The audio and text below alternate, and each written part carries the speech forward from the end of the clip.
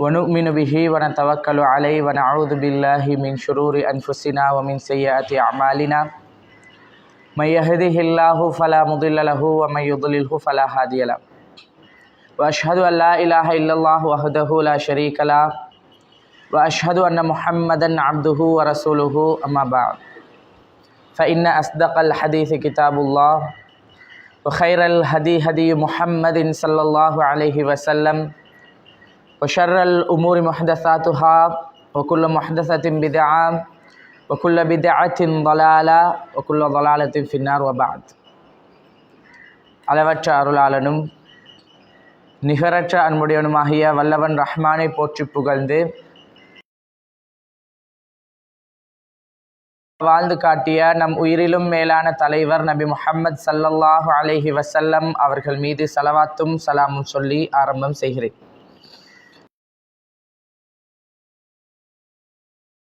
தாய்மார்களே, அல்லாஹுடைய மிக பெரும் அன்பின் காரணமாக அல்லாஹு தாலா எனக்கும் உங்களுக்கும் தந்திரிக்கக்கூடிய இந்த நிரந்தரமில்லாத தற்காலிகமான வாழ்க்கையில் இந்த வாழ்க்கையை எப்படி வாழ வேண்டும், எப்படி வாழ்ந்தால் மறுமையில் அல்லாஹுடைய பரிசாக சொர்க்கத்தை பெற்றுக்கொள்ளலாம் என்பதனையும், இந்த உலகத்தில் நாம் எப்படி வாழக்கூடிய தண்டனையாக நரகத்தை பெற்றுக்கொள்ளலாம் என்பதனையும் அல்லாஹ் அழகான முறையிலே அல் குர்ஆன் அஸ்-சுன்னாவின் மூலம் தெளிவாக நமக்கு எச்சரித்து வழிகாட்டி இந்த வாழ்க்கையை தந்திருக்கிறார்.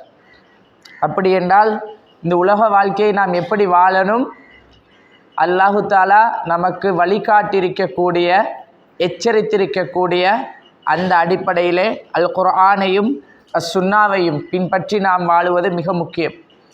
அந்த அடிப்படையிலே அதாவது இன்றைய தினம் போடப்பட்டிருக்கக்கூடிய இந்த தலைப்பை பொறுத்த வரைக்கும் பிள்ளை வளர்ப்பு, அதாவது தாயின் பொறுப்பு, இது ரெண்டுமே.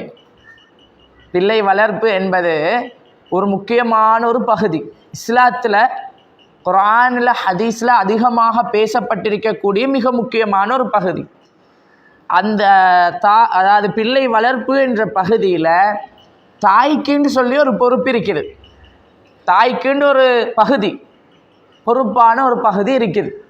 அது சம்பந்தமாக இஸ்லாமிய அடிப்படையிலே நம்முடைய பொறுப்பை நாம் எந்த அடிப்படையில் நிறைவேற்றணும் என்பது சம்பந்தமாக சில முக்கியமான விடயங்களை ஞாபகப்படுத்தலாம் அப்படின்னு நினைக்கிறேன். முதலாவதாக நாங்கள் புரிஞ்சு கொள்ள வேண்டிய விஷயம் என்னென்றால், அல்லாஹுக்கு நாம் ஒரு பெரிய அளவில் நன்றி செலுத்த கடமைப்பட்டிருக்கிறோம். என்ன? நம்முடைய குழந்தை செல்வங்கள், பிள்ளைகள் அல்லாஹ் தரக்கூடிய ஒரு பெரிய அருள். அதுலேயும் கூட பாருங்கள், அல்லாஹு தாலா சில பேருக்கு பிள்ளைகளை கொடுத்திருப்பான், சில பேருக்கு கொடுத்திருக்க மாட்டான். பிள்ளைகள் இல்லாதவர்கள் என்ன செய்வாங்க? எங்களுக்கு குழந்தை பாக்கியம் கிடைக்கலையே, பிள்ளை இல்லையேன்னு கவலைப்படுவார்கள்.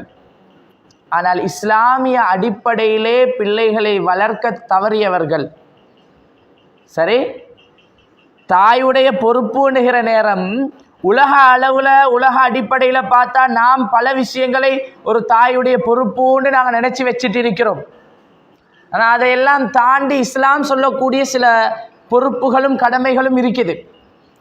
அப்போ நாங்கள் இஸ்லாமிய அடிப்படையில் அந்த குழந்தையை வளர்க்காவிட்டால், நம்முடைய அந்த தாய்மையில் முக்கியமான பொறுப்பை நிறைவேற்றாவிட்டால், கடைசியில் என்னண்டா, குழந்தைகளை பெற்றவர்கள் ஏன் நாம் பெற்றெடுத்தோம் என்று கவலைப்படுகிற ஒரு காலமும் சந்தர்ப்பமும் வரும் என்பதையும் தாண்டி பல பேருக்கு அது வாழ்க்கையில் வந்திருக்கிறது. அப்படி வந்தவர்கள் கண்ணீர் வடித்து கொண்டு இருக்கிறார்கள். எந்த வயிற்றில் இப்படிப்பட்ட ஒரு பிள்ளையை பெற்றெடுத்தனா, இந்த பிள்ளைக்காகத்தான் நான் இவ்வளவு கஷ்டப்பட்டனா, இப்படி இன்றைக்கு வளர்ந்து சமூகத்தில் இருக்கக்கூடிய பல பிள்ளைகளுடைய பெற்றோர்கள் அழுது கை சேதப்பட்டு கொண்டு கண்ணீர் வடித்து கொண்டு இருக்கிறார்கள். அல்லாஹ் பாதுகாக்கணும்.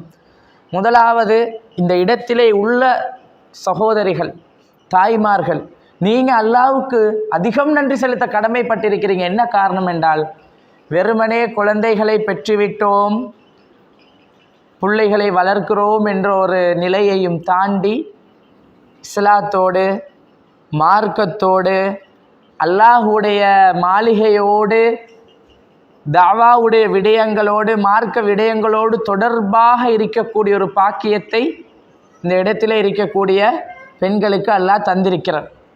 அல்ஹம்துலில்லாஹ். மௌலவி அவங்கள்ட்ட அதை தான் நான் சொன்னேன். ஒவ்வொரு ஊர்களையும் இது மாதிரி பெண்களுடைய அமைப்பு, பெண்களுக்கென்று சொல்லி ஒரு ஏற்பாட்டு குழு, இன்னொரு பெண்ணையும், இன்னொரு சகோதரியை, இன்னொரு தாயை அல்லாஹுடைய மார்க்க விடயங்களை கற்றுக்கொள்வதற்காக, இஸ்லாமிய அடிப்படையிலான தெளிவுகளை பெற்றுக்கொள்வதற்காக ஒருவருக்கொருவர் உதவி செய்து அழைத்து எல்லாரும் ஒன்றாக மார்க்கத்தை படிக்கக்கூடிய அல்லாஹுடைய மாளிகையில் வந்து உட்கார்றது என்பதே என்னது ஒரு பெரிய அருளா இல்லையா? இன்றைக்கு அதிகமான பெண்கள் பிள்ளைகளை பெற்றெடுத்து வளர்க்கிறோம் என்று சொல்லுவார்கள். அவர்களுடைய மார்க்க விடயங்களை, இபாதத்துகள், அவங்களோட தொழுகை, அவங்களோட திக்ர், அன்றாட துவாக்கள், குர்ஆன் ஓதுற விடயங்கள் எல்லாமே என்ன நடக்குது? புள்ள வளர்க்கிறோம் என்ற பேரில் சொந்த தனக்கான இபாதத்துகள் எல்லாம் நிறைய விட்டு கொடுக்குறாங்க. நிறைய அதுகளில் இருந்து தூரமாக வேண்டிய ஒரு சூழ்நிலை இருக்குது. அப்போ அல்லாஹ் நீங்கள் நிறைய அல்ஹம்துலில்லாஹ் எத்தனை தடவை சொன்னாலும் போதாது. அல்லாஹ் உங்களை அல்லாஹ்வுடைய மாளிகைக்கு நேரடியாக வந்து ஒரு இஸ்லாமிய நிகழ்ச்சி எனும்போது, பெண்களுக்குரிய ஒரு அமர்வுன்னு சொல்லும்போது அதற்கான ஒரு ஏற்பாடை செய்து ஏனைய சகோதரிகளையும் ஏனைய பெண்களையும் அழைத்து ஒரு ஏற்பாடு செய்யக்கூடிய ஒரு பாக்கியம் அல்லாஹ் தந்திருக்கிறான். அல்ஹம்துலில்லாஹ். அப்போ இந்த பெற்றோர்களாக இருக்கக்கூடிய நாம், தாய்மார்களாக இருக்கக்கூடிய நாம், நம்முடைய பொறுப்பு என்ன என்பதை புரிந்து கொள்வதில் இப்போ 2 பகுதி இருக்குது. ஒரு தாயாக இருந்தால் சாதாரணமாகவே இப்போ அல்லாஹு தாலா ஒரு தாயை பற்றி குர்ஆனில் என்ன சொல்கிறார்? 31வது அத்தியாயம் சூரா லுக்மான் 14வது வசனத்தில் நீங்கள் பார்க்கலாம். தாயை பற்றி அல்லாஹ் சொல்லுகிற நேரம், வவஸ்ஸைனல் இன்சான பிவாலிதைஹி, மனிதனுக்கு நாம் அவனுடைய பெற்றோரை பற்றி என்ன செய்திருக்கிறோம்? நல்லுபதேசம் செய்திருக்கிறோம். சரியா? சொல்லிட்டு அல்லாஹ் என்ன சொல்றான் என்றா, ஹமலத்து உம்முஹு வஹ்னன் அலா வஹ்ன். பெற்றோரை பற்றி நல்லுபதேசம் செய்திருக்கிறோம். அதிலையும் ஆக முக்கியமான பகுதி எது? ஹமலத்து உம்முஹு வஹ்னன் அலா வஹ்ன்.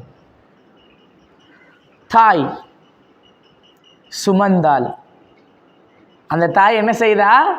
குழந்தையை சுமந்தாள். எப்படி சுமந்தாள் என்றா, வஹ்னன் அலா வஹ்ன். அல்லாஹ் பாவிக்கிற வார்த்தையை பாருங்க, வஹ்னன் அலா வஹ்ன். பலவீனத்துக்கு மேல், ரொம்ப பலவீனப்பட்டு, கஷ்டத்துக்கு மேல நிறைய கஷ்டம், சிரமம், மிகப்பெரிய ஒரு பலவீனத்துக்கு மேல அல்லாஹ் சொல்லி காட்டுகிறார். சும்மா ஒரு தடவை சொல்லல, வஹ்னன் அப்படின்னு மட்டும் சொல்லல, பலவீனத்துக்கு மேல, அலா வஹ்ன், அதுக்கு மேல பலவீனப்பட்டு. ஏனென்றால் அப்படி ஒரு கஷ்டம், துன்பம், பலவீனம், சிரமம் எல்லாத்தையும் தாங்கி ஒரு தாய் ஒரு குழந்தையை பெற்றெடுக்கிறாள்.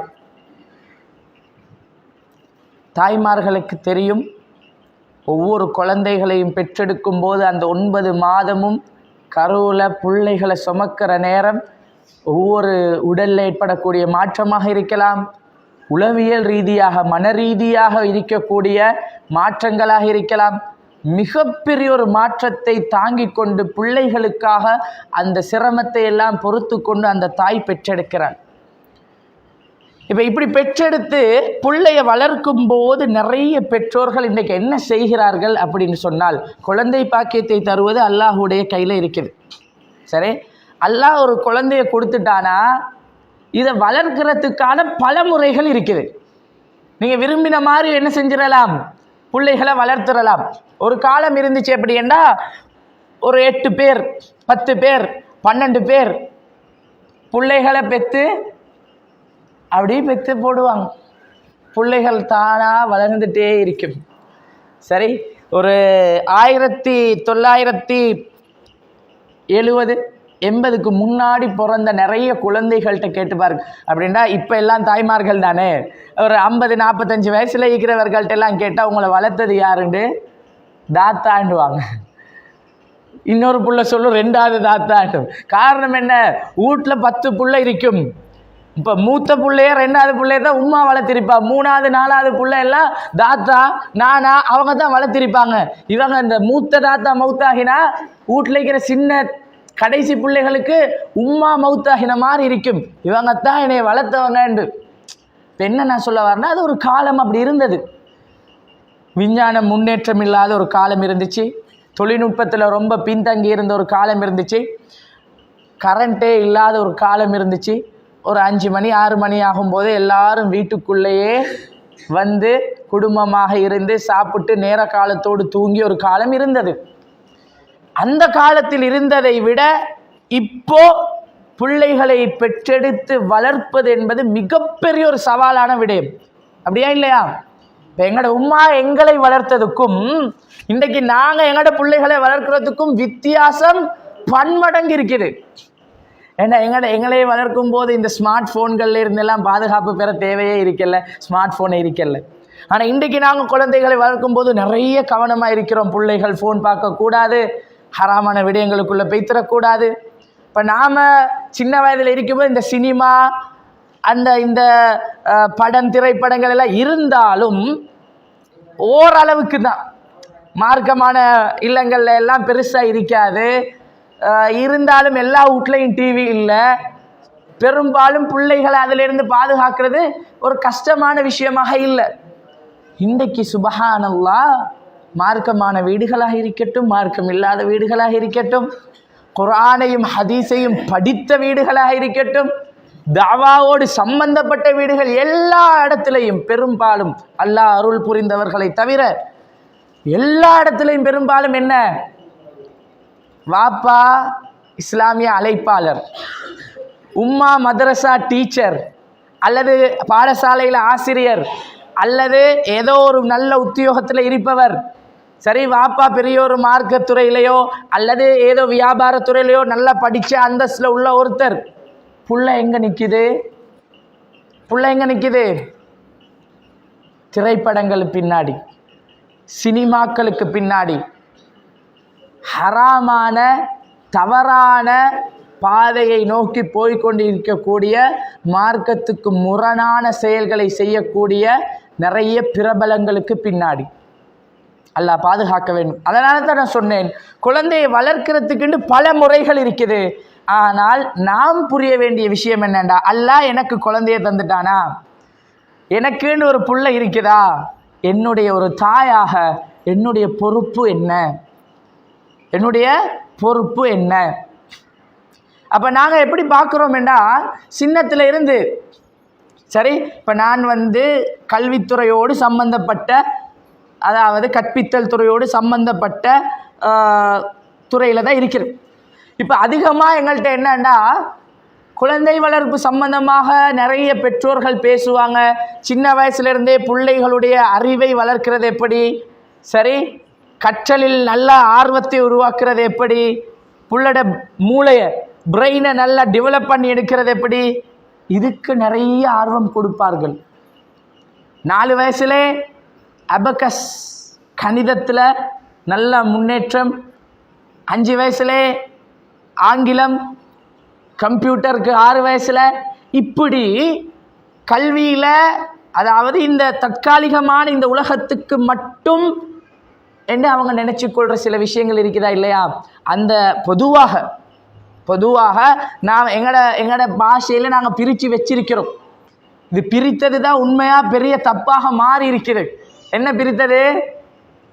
உலகத்துக்கு தேவையான கல்வி, மறுமைக்கு தேவையான கல்வின்னு பிரித்தோமே, பிரித்து இன்றைக்கி சமூகம் பிரித்து வச்சிருக்குதே, அதுதான் மிகப்பெரிய தப்பு. என்ன தப்புன்னு சொன்னால், சரி, உலக கல்வியே சரி, ஓகே, உலகத்துக்கு தேவையானது என்று வச்சுக்கோங்களேன். மறுமைக்குரிய கல்வின்னு ஒன்று வச்சிருக்கிறா இல்லையா? எங்களோட பாஷையில் இப்போ அகைதா படிக்கிறதாக இருந்தால் புள்ள ஸ்காலர்ஷிப் எழுதி முடியணும். ஸ்காலர்ஷிப் தானே முக்கியம், 5ஆம் ஆண்டு எக்ஸாம் முக்கியமே. அதை எழுதி முடிஞ்ச பிறகு நாங்கள் அகைதா படிக்க வைப்போம். இப்போ அகைதா என்றா என்ன? இஸ்லாத்தின் அடிப்படை நம்பிக்கை கோட்பாடு. அதை எதுக்கு பின்னாடி போட்டாங்க? 10 வயசு பிள்ளைக்கு தொழுக கடமையுமாகி தொலாட்டி அடிங்கன்னு சொன்ன வயசு. அதுக்கு பிறகுதான் புள்ள அக்கீதாவே படிக்க போகுது. சரியா? ஃபிக்ஹ் மார்க்க சட்ட திட்டத்தின் அடிப்படை. அதை எங்க போட்டாங்க? ஃபிக்ஹ் எல்லாம் இப்போ என்னத்துக்குமா? சின்ன புள்ள ஒரு ஓஎல் முடிஞ்ச பிறகு ஃபிக்ஹ் படிக்க வச்சா போதும். 16 வயசாகி புள்ள பருவ வயதையும் அடைந்து சட்டத்திட்டங்களை, அல்லாஹு அக்பர், சுபஹானல்லாஹ். பெண்களுடைய நிகழ்ச்சி என்பதால் சில விடயங்களை நான் கொஞ்சம் தெளிவாக, கொஞ்சம் ஓப்பனாக பேச வேண்டி இருக்குது. சரியா? நிறைய பெண் பிள்ளைகள் இருக்கிறாங்க, ஃபிக்ஹ் படிக்க அனுப்பல. நாங்கள் இஸ்லாமிய சட்டத்திட்டங்கள் படிக்க தெரியாது, பெற்றோர்களும் அதுக்கு ஆர்வம் கொடுக்கல. நாம் என்னடா ஓஎல் வரைக்கும் படிக்கட்டும், அதுக்கு பிறகு மார்க்க கல்வியை கொடுப்போம்னு நினச்சிட்டு இருக்கிறோம். ஏன்னா அது மறுமை கல்வின்னு தானே வச்சிருக்குது. மார்க்க கல்வி என்றா என்ன? மறுமை கல்வி. அது என்னமோ எப்பயாவது நடக்க போகிற ஒன்று தானே, அந்த டைமுக்கு பார்த்துக்கொள்வோம் என்ற மாதிரி வச்சிருக்குது. உலகம் என்றா இப்போ இன்றைக்கு இப்போ வாழ்கிற வாழ்க்கை, இந்த உலகம். அதுக்கு தேவையானது தான் ஸ்காலர்ஷிப், அதுக்கு தேவையானது தான் ஓஎல், அதுதான் ஏஎல், அதுதான் யூனிவர்சிட்டின்னு அது மட்டும்தான் இருக்குது. இதெல்லாம் படிக்கக்கூடாது, எங்கேயுமே படிக்கக்கூடாதுன்னு நாங்கள் சொல்லவே இல்லை. நம்முடைய முஸ்லிம் சமூகத்தில் ஒவ்வொரு பிள்ளைகளும் திறமையாக படிக்கணும். ஓஎல்ல நைனே எடுக்கக்கூடிய இலங்கையில் ஒவ்வொரு வருடமும் 12,000 15,000 மாணவர்கள் எடுக்கிறாங்க. அதில் முஸ்லிம் மாணவர்களுடைய பெயர்கள் அதிகம் வரணும். இதைத்தான் நாங்கள் விரும்புகிறோம். ஏஎல் செய்யக்கூடிய மாணவர்களில் முஸ்லிம் மாணவர்கள் இன்னும் அதிகம் யூனிவர்சிட்டிக்காக, பல்கலைக்கழகத்துக்காக, பட்டப்படிப்புக்காக தெரிவு செய்யப்படணும். கட்டாயம், அது சமூகத்தின் தேவை. இன்றைக்கு எங்களோட பொம்பளை பிள்ளைகள் இருக்கிறாங்க, எங்களோட மனைவி இருக்கிறான், சகோதரிகள் இருக்கிறாங்க. ஒரு தாய், ஒரு பெண் திருமணம் முடித்து குழந்தையை சுமக்கிறாள், கர்ப்பிணியாக இருக்கிறாள். அந்த பெண் தன்னுடைய அதாவது மெடிக்கல் தேவைகள் இருக்குமா இல்லையா? சரி, இந்த மருத்துவ தேவைக்காக ஒரு குழந்தையை பெற்றுக்கொள்வதற்காக ஒரு 3 தடவை 4 தடவை என்ன செய்ய வேண்டி வந்துடும்? புள்ள வயிற்றில் இருக்கிற நேரமே என்ன செய்ய வேண்டி வந்துடும்? ஆஸ்பத்திரியில் போய் ஸ்கேன் பண்ண வேண்டி வரும். ஸ்கேனிங்னு பண்ணுறதா இல்லையா? குழந்தை உள்ளுக்கு நல்லா இருக்குதா இல்லையான்னு பார்ப்பாங்க. அப்போ ஒரு 20 வயசு வரை, 21 வயசு வரை வாப்பா என்ன செஞ்சிருப்பார்? ஒழுக்கமாக வளர்த்திருப்பார். அன்னி ஆம்பளோட கண்ணில் படாமல் அபாயாவை போட்டு, ஜில்பாபை போட்டு, ஹிஜாபை போட்டு மறைச்சி வாகனத்தில் ஏற்றி கூட்டிட்டு போய் எந்த ஒரு ஆணுக்கும் ஒரு தலைமுடியாவது அந்நிய மகரம் இல்லாத ஆணுக்கு காண்பிக்காமல் வளர்த்திருப்பார் வாப்பா. திருமணம் முடிச்சு கணவனும் ஒரு 10 மாதம், அதாவது அந்த குழந்தை பிறக்கும் உருவாகும் வரைக்கும் ஒழுக்கமாக வச்சிருப்பார். ஆனால் நிர்பந்தம் என்ன நடக்குது இப்போ சமுதாயத்தில்? ஒரு அந்நிய ஆணுக்கிட்ட தன்னுடைய ஒரு தலைமுடியை காட்டாத ஒரு பொம்பளை புள்ள ஒரு இன்னொரு ஆண்கிட்ட, முஸ்லீமாக இருக்கட்டும் இல்லாமல் இருக்கட்டும், முஸ்லீம் சமுதாயத்துக்குள்ள அது ஒரு இது என்ன தெரியுமா? முஸ்லீம் டாக்டர் தானே. என்ன டாக்டர்? இந்த விஓஜி டாக்டர்னு சொல்லுவோமா இல்லையா? விஓஜி கைனோகாலஜிஸ்ட்னு சொல்கிற, அதாவது குழந்தை பிறத்துக்காக நாங்கள் போகிற வைத்தியர் இருக்கிறாரா இல்லையா? சரி, இப்போ முஸ்லீம் டாக்டர் தானேன்னு ஆம்பளை டாக்டரை தெரிவு செய்து போகிறாங்க. டாக்டர் இல்லாததால் போகிறது ரெண்டாவது. நான் என்ன சொல்ல வர்றேன்டா, முஸ்லிமோ இல்லையோ, ஒரு முஸ்லிம் பெண்ணுக்கு ஒரு அந்நிய ஆண் மகரம் இல்லாத ஆண் என்னும் போது ஆண் தான். அந்த ஆணிடத்திலே போய் தன்னுடைய வயிற்றை திறந்து காட்டி ஸ்கேன் பண்ணும்போது ஒழுக்கமாக வளர்ந்த ஒரு பிள்ளைக்கு எப்படி இருக்கும்? எப்படி இருக்கும்? ஒரு தலைமுடியை கூட நான் திறந்து காட்டினதில்லை இது வரைக்கும். அப்போ ஒரு அந்நிய ஆண், அது முஸ்லீமாக இருக்கட்டும் இல்லாமல் இருக்கட்டும், எல்லாரும் ஆண் தான். எல்லாரும் ஆண் தான். சரியா? அப்ப என்ன விஷயம் என்றால், நான் என்ன சொல்ல வர்றேன் என்றால், கல்வி சமூகத்தில் மிக முக்கியமான தேவை. குறிப்பாக நம்முடைய பெண் பிள்ளைகள் கட்டாயம் நல்லா படிச்சே ஆகணும், பல்கலைக்கழகங்களுக்கு போயே ஆகணும். முஸ்லிம் சமூகத்துக்குள்ள ஊர்ல ஒரு ஆளாவது இந்த விஓஜி லேடி டாக்டராக உருவாகணும். குறைஞ்சது ஒவ்வொரு ஊருக்கும் ஒரு டாக்டராவது இருந்தாதான் முஸ்லிம் பெண்களுக்கு என்ன செய்யலாம், அந்த பெண் வைத்தியரை தேடி போகலாம். அப்படி நிலைமை எல்லா ஊர்லயும் இருக்குதா? எல்லா ஊர்லயும் இருக்குதா? இல்ல. சரியா? எந்த அளவுக்குண்டா, அரசாங்க வைத்தியசாலைக்கு நாங்கள் போனால் அது எங்கட கையில் இல்லை. ஆண்களோ பெண்களோ அங்கே உள்ள வைத்தியர்கள் தான் எல்லாம் செய்வாங்க. பிரசவம் பார்க்குறதுல இருந்து ஆண்களுடைய முன்னாடி தான் நடக்குது. சரியா? நான் ஒரு சம்பவம் சொல்கிறேன் உங்களுக்கு. கிட்டத்தட்ட ஒரு 7 வருடங்களுக்கு முன்னாடி ஒரு அழகான ஒரு முஸ்லிம் பொம்பளை புள்ள, ஒழுக்கமாக வளர்க்கப்பட்ட ஒரு புள்ள, தன்னுடைய தாயுடைய கண்காணிப்பு இல்லாமல், அதாவது உம்மா கூட்டிட்டு போகாமல் பாடசாலைக்கோ ஒரு வகுப்புக்கு கூட போகாத புள்ள. அதாவது பாடசாலைக்கு பெய்த்திருக்குது உம்மாவோட தான், கிளாஸுக்கு பெய்த்திருக்குது உம்மாவோ வாப்பாவோ கூட்டிட்டு பெய்த்து தான், தனியே பெய்த்ததே இல்லை. அப்படி மார்க்கமான இஸ்லாமிய ஆடையோடு ஒரு ஒழுக்கமாக வளர்க்கப்பட்ட ஒரு புள்ள. இப்போ ஒரு அரசாங்க வைத்தியசாலையில் குழந்தை பெறுவதற்காக அனுமதிச்சிட்டாங்க. அனுமதிச்ச உடனே சில அரசாங்க பாடசாலைகள் இருக்குது. என்னன்னு சொன்னால், போதனா வைத்தியசாலை பார்த்துப்பீங்களா இல்லையா, டீச்சிங் ஹாஸ்பிட்டல்னு போட்டிருக்கும். அதாவது பெரிய டாக்டர் இருப்பாங்க. இப்போ யூனிவர்சிட்டியில் கடைசியாக படிச்சுட்டு இருக்கக்கூடிய பிள்ளைகள், மெடிக்கல் காலேஜ் கடைசியாக இருக்கக்கூடியவங்க, இந்த துறையோடு சம்பந்தப்பட்டவர்களுக்கான ப்ராக்டிஸ். அப்போ ஒரு பெண் குழந்தைய பிரசவிக்கிற நேரம் அந்த பெரிய டாக்டர் என்ன பண்ணுவாண்டா, தன்னுடைய இந்த கடைசி ஃபைனல் இயரில் உள்ள கடைசி லெவலில் இருக்கிற இந்த விஓஜி ஆகிறதுக்கான, கைனோகாலஜிஸ்ட் ஆகிறதுக்கான கடைசி லெவலில் உள்ள எல்லா மாணவர்களையும் ஒரு 10 பேரை கூட்டிட்டு வந்தால் அதில் ஒரு 5-6 யார் இருக்க போகிறா, ஆண்கள் தான் இருக்க போகிறாங்க. நீங்கள் கணக்கு போட்டு பாருங்களேன். இன்றைக்கி விஓஜி டாக்டர்ஸ் அடித்து பார்த்தா 50 டாக்டர்கிட்ட பேர் வந்தால் 6 அல்லது 7 பெண் வைத்தியர்கள் இருப்பாங்க. அதிகமானவர்கள் ஆண்கள் தான். ஆண் வைத்தியர்களை நான் குறை சொல்லவில்லை. நான் என்ன சொல்ல வரேன்னா, முஸ்லிம் சமூகத்தில் ஒழுக்கமாக வளர்க்கப்பட்ட இந்த புள்ள, இந்த டாக்டர் அரசாங்க வைத்தியசாலைக்கு போய்த்துட்டாங்க.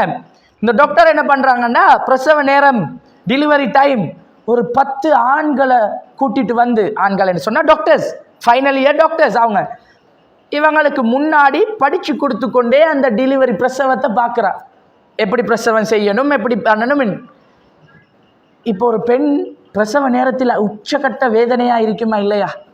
சுபஹானல்லாஹ், அல்லாஹ் குர்ஆன்ல இதை குறிப்பிட்டு சொல்கிற அளவுக்கு எவ்வளோ பெரிய வேதனை.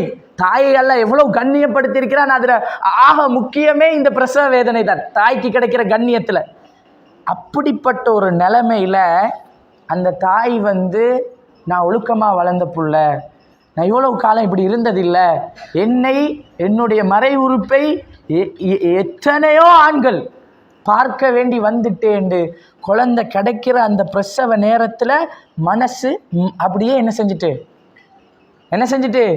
என்னடா இப்படி நடந்துட்டு, என் வாழ்க்கையில் இப்படி 10 ஆண்கள் முன்னாடி என்னை இப்படி பார்க்க வேண்டிய ஒரு சூழ்நிலை வந்துட்டேன்னு அவன் மனசு அப்படியே அப்செட் ஆகிறா. குழந்தைய பிரசவிக்கிறதுக்கான அந்த என்ன உடம்புல சக்தி இருக்கணுமா இல்லையா, இல்லாட்டி மயக்கம் வந்துடும். குழந்தைய பிரசவிக்கிறதுக்காக அவக்கு கொடுக்க வேண்டிய அந்த முழுமையான சக்தி கொடுக்க முடியாமல் அந்த பிரசவம் நிறைய பிரச்சனையாகி, அந்த குழந்தைக்கு நிறைய பிரச்சனையாகி, இது பின்னாடி அந்த பெண் மனநலம் பாதிக்கப்பட்டு பெரிய அளவில் இப்படி 1 அல்ல 2 அல்ல ஒழுக்கமாக வளர்ந்த பல பெண் பிள்ளைகளுக்கு இந்த பிரச்சனை இருக்குது. அப்போ இதுக்கு தீர்வு எங்க? நம்முடைய சமூகத்திலிருந்து என்ன ஆகணும்? எங்கட பிள்ளைகள் படித்து பட்டம் பெற்று விஓஜியாக, சரி, பிரசவம் பார்க்கக்கூடிய திறமையான பெண் வைத்தியர்கள் இந்த சமூகத்தில் உருவாகணும், கட்டாயம் தேவை. ஏன் நான் இதை பதிவு செய்கிறேன் என்றால், நாங்கள் மார்க்கம் சம்பந்தமாக பேசும்போது, இஸ்லாமிய கல்வியுடைய முக்கியத்துவத்தை சொல்லும்போது சில நேரம் என்ன செய்கிறோம், உலக கல்விக்கு மட்டும் முக்கியத்துவம் கொடுக்காதீங்க என்பதை சொல்லும்போது சில பேர் எப்படி விமர்சனம் செய்கிறாங்கண்டா, படிக்காதீங்கன்னு சொல்கிறாங்க. இந்த மார்க்கம் படித்தவங்களுக்கெல்லாம் வேலையே இதுதான், பிள்ளைய படிக்க வேணாம் என்றாங்க, ஸ்கூலுக்கு அனுப்ப வேண்டாம் என்றாங்க. தப்பு. கட்டாயம் படிக்கணும், மார்க்கத்தையும் படிக்கணும், இந்த உலகத்துக்கு தேவையான விஷயத்தையும் படிக்கணும். நாங்கள் செஞ்ச பெரிய தப்பு என்னண்டா, உலக விஷயத்தையாவது உலகத்தோடு வச்சோம் என்று வைங்க, மார்க்க கல்வியை ஏதோ மறுமைக்கு மட்டும் தேவையான விஷயம் என்று வச்சுக்கிறோம். அதுதான் தப்பு. சரியா? எல்லா கல்வியும் முக்கியம்தான். இஸ்லாமிய விடயம் என்று வரும்போது எல்லாத்தையும் விட முக்கியம். சரி, உலக விஷயத்தில் நாங்கள் படிக்கிற ஒரு கம்ப்யூட்டர், கல்வி, அறிவு கட்டாயம் தேவை. ஆங்கிலம் படிக்கிறோமா, இன்னொரு மொழியை படிக்கிறோமா, விஞ்ஞானம் படிக்கிறோமா, கணிதம் படிக்கிறோமா, கட்டாயம் தேவை.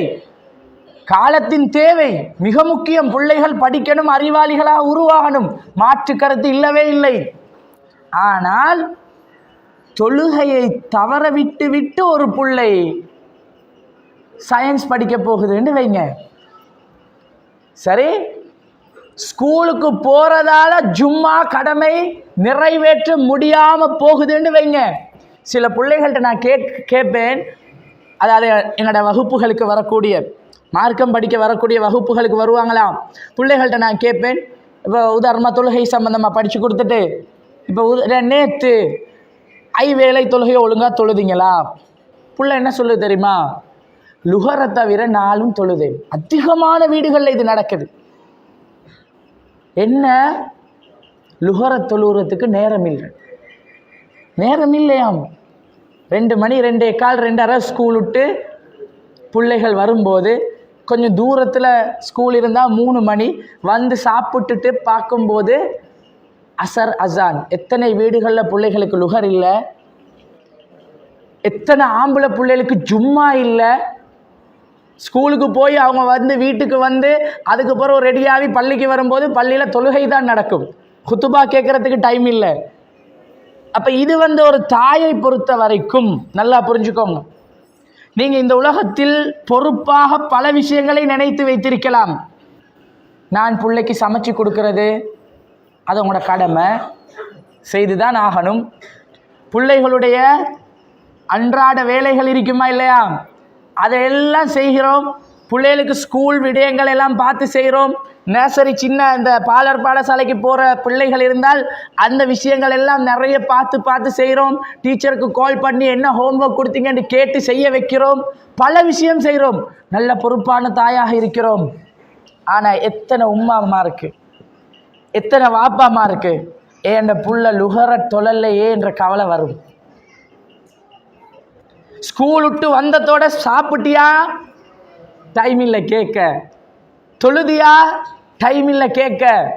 ஏனென்றால் 3 மணிக்கு அடுத்த கிளாஸ், 2 மணிக்கு ஸ்கூல் விட்டா 2:30க்கு புள்ள வீட்டுக்கு வந்தா 3 மணிக்கு அடுத்த கிளாஸுக்கு புள்ளை அனுப்படும் என்ற சிந்தனையில தான் நிறைய பெற்றோர்கள் இருக்கிறாங்களே தவிர, இந்த புள்ள லுகர் தொழுதிச்சா, சரி, காலையிலேருந்து புள்ள ஸ்கூலுக்கு போகும், ஏனைய கிளாஸுக்கு போகும், இன்னொரு கிளாஸுக்கு போகும், ஹோம்ஒர்க்கை செய்யும், ஒரே ஒரு பக்கமாவது அல் குர்ஆனை எடுத்து என்னுடைய பிள்ளை ஓதியதா? அப்போ பிள்ளை வளர்ப்பு என்று வரும்போது அது தனியான ஒரு பகுதி. பிள்ளைகளை வளர்க்கிற எப்படி, அவர்களை சரியான முறையில் பண்படுத்துவது எப்படி, அது தனியான ஒரு பகுதி. ஆனால் தாயின் பொறுப்பு என்னும்போது தாய்க்கு பல பொறுப்புகள் இருக்குது.